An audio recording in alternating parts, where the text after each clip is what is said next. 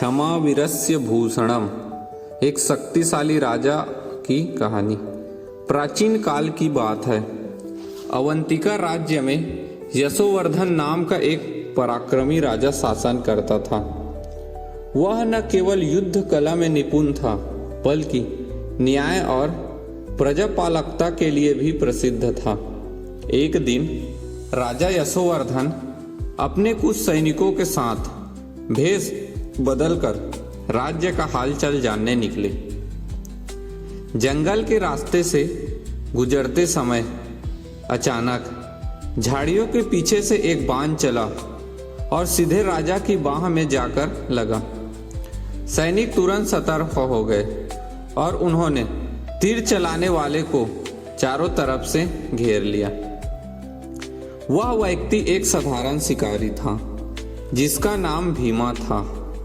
भीमा ने जब देखा कि उसका तीर किसी जंगली जानवर को नहीं बल्कि स्वयं राजा को लगा है, तो वह डर के मारे कांपने लगा। सैनिक उसे घसीटते हुए राजा के सामने लाए।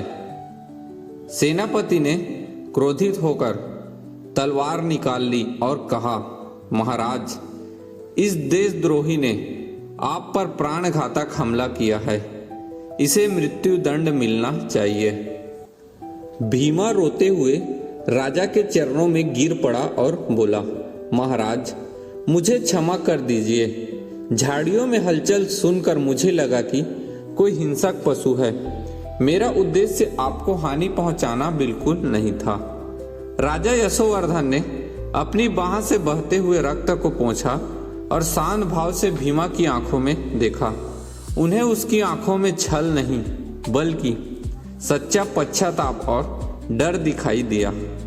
राजा ने अपनी तलवार म्यान में रखी और मुस्कुराते हुए बोले, सेनापति, अपनी तलवार नीचे करो। जो व्यक्ति अपनी गलती मान चुका हो और जिनका उद्देश्य बुरा न हो, उसे दंड देना वीरता नहीं, कायरता है। राजा ने भीमा को न केवल प्राण दान दिया बल्कि उसे राज्य वैद्य से औषधि दिलवाकर सुरक्षित उसके घर भिजवा दिया। सेनापति ने आश्चर्य से पूछा, महाराज, आपके पास इसे कठोर दंड देने की पूरी शक्ति थी, फिर भी आपने इसे छोड़ दिया। राजा यशोवर्धन ने उत्तर दिया, शक्तिशाली होकर भी प्रतिशोध लेना बहुत आसान है, लेकिन शक्तिशाली होकर क्षमा कर देना सबसे कठिन कार्य है। क्षमा वीरस्य भूषणम, अर्थात क्षमा ही सच्चे वीर का असली आभूषण है। क्षमा करने से व्यक्ति का कद घटता नहीं बल्कि और बढ़ जाता है। राजा की इस उदारता ने भीमा का हृदय सदा के लिए जीत लिया। उस दिन के बाद से वह राजा का सबसे वफादार गुप्तचर बन गया। उसने कई बार राजा के प्राणों की रक्षा की। शिक्षा: क्षमा कमजोरी की निशानी नहीं बल्कि शक्तिशाली और महान चरित्र का प्रतीक है। बदला लेने के लिए ताकत की जरूरत होती है, लेकिन क्षमा करने के लिए बड़े दिल की।